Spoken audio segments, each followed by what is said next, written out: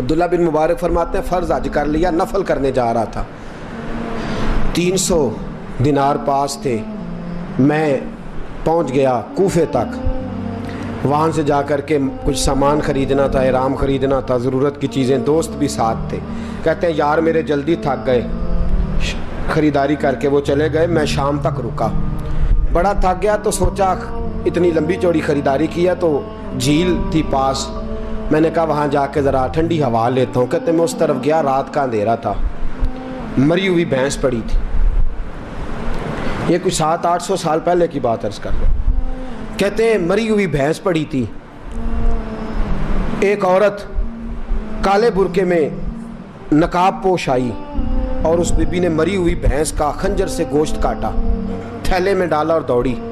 کہتے ہیں میرے ذہن کے اندر خیال آیا کہ بی بی کوئی ہوٹل چلاتی ہے اور مردہ جانور کا گوشت لوگوں کو کھلاتی ہے، ویسے تو جاسوسی منع ہے، اس نیت سے کہ مسلمانوں کو بچاؤں اس کے پیچھے ہو لیا، کہتے ہیں وہ گلیاں گزرتی گزرتی کوفے کی تنگ گلی میں گئی، ایک بڑا سا دروازہ لکڑی کا، بڑا پھاٹک جو پرانے شہروں میں ہوتے ہیں، کہتے ہیں اس بڑے پھاٹک پر اس نے زور زور سے دستک دی، دونوں ہاتھوں سے دروازہ کھلا، وہ عورت اندر داخل ہوئی تو 3-4 بچیاں جھٹ سے اس کے گرد اکٹھی ہو گئیں، اماں کچھ لائی ہو؟ تو رونے لگی، کہنے لگی میں کچھ نہیں لا سکی، کہنے لگی یہ مردہ جانور کا گوشت ہے،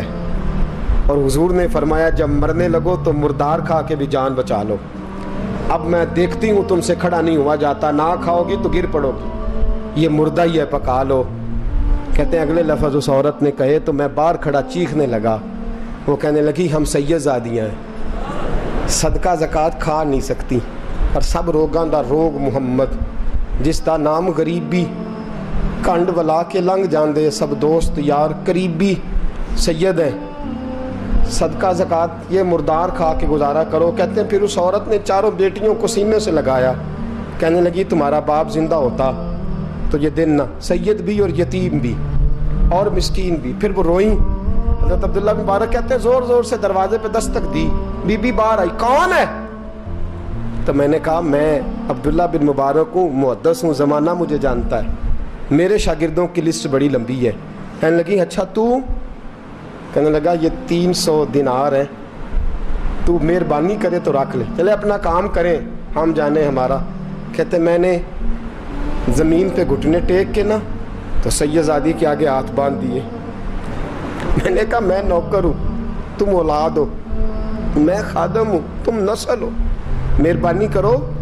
مہربانی میرے اوپر مہربانی، پیسے رکھ لو، کہتے ہیں میں نے وہ پیسے دیے، میں واپس لوٹا، یار کہنے لگے چل، میں نے کہا نہیں میں نے نہیں آج کرنا، کہنے لگے کوئی نیا پلاٹ لینے کا پروگرام بن گیا، کوئی نئی انویسٹمنٹ، لوگ تانے دیتے ہیں نا، پر جے کر یار دے نام دا ملے میڑا، ان چولی پا لئیے پنجے سٹیے نا، جے کر یار دے نام دی ملے سولی،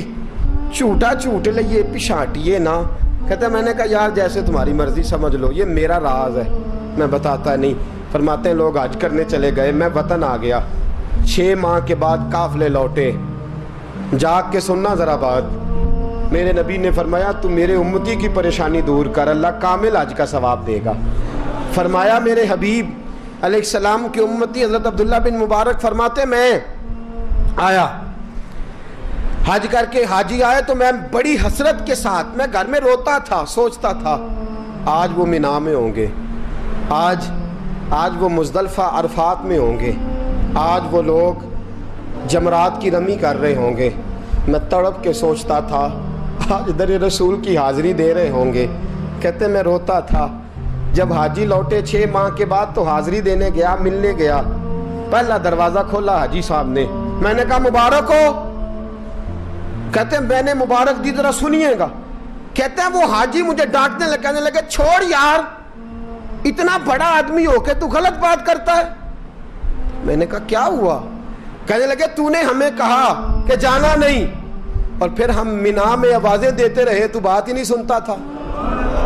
ہم آوازیں دیتے رہے ان اللہ علی کل شیء قدیر، آوازیں دیتے تھے سنتا نہیں تھا، کہتے میں حیران ہوں، میں یار میں تو کیا نہیں، کہنے لگے ہم 11 حاجی جھوٹ بولتے ہیں تو اکیلا سچ بولتا ہے، سب نے دیکھا ہے، کہتے میں پلٹ آیا، चौथे दिन फिर एक हाजी को मिलने गया, मुबारक दी। कहने लगा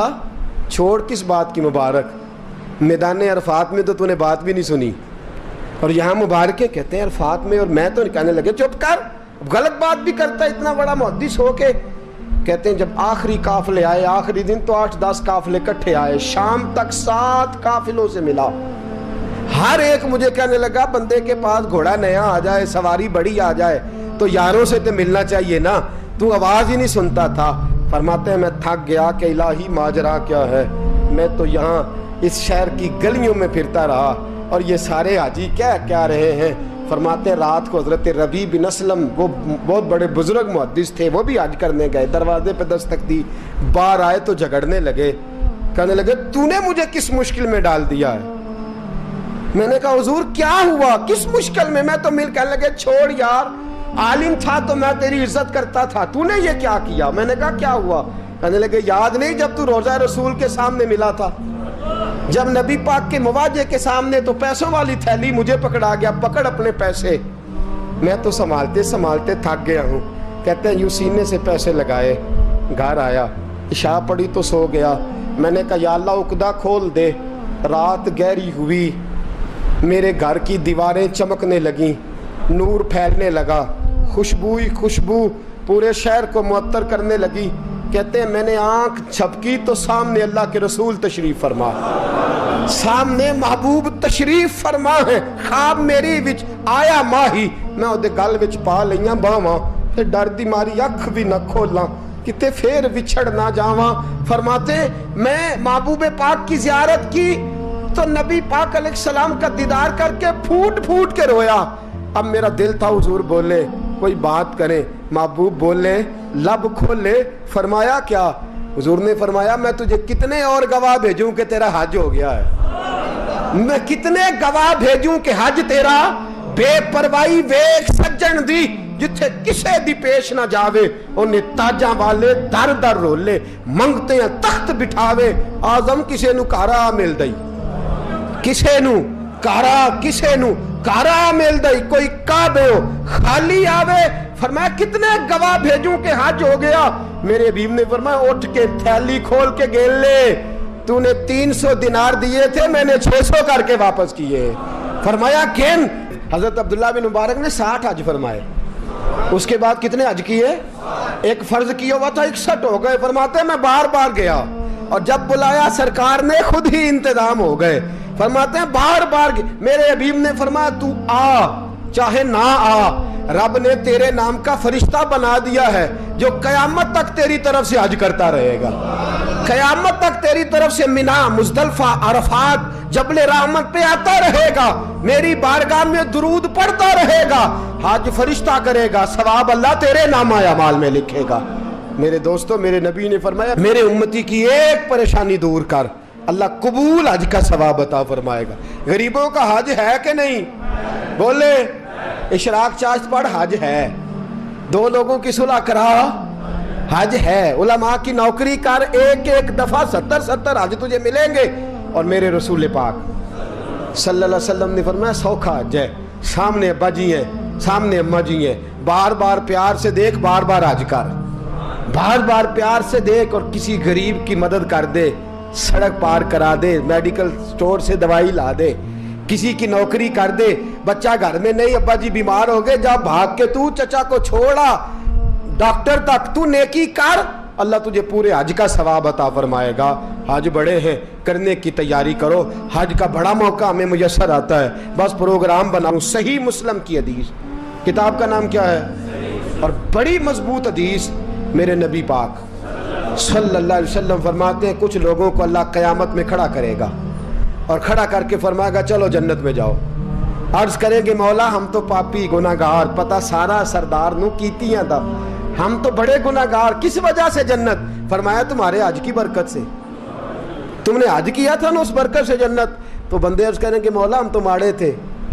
गरीब थे, गए ही नहीं, हज किया ही नहीं, तो तू हज की वजह से माफ कर रहा है। तो रब करीम फरमाएगा जब हाजी जाते थे दिल तड़पता था ना,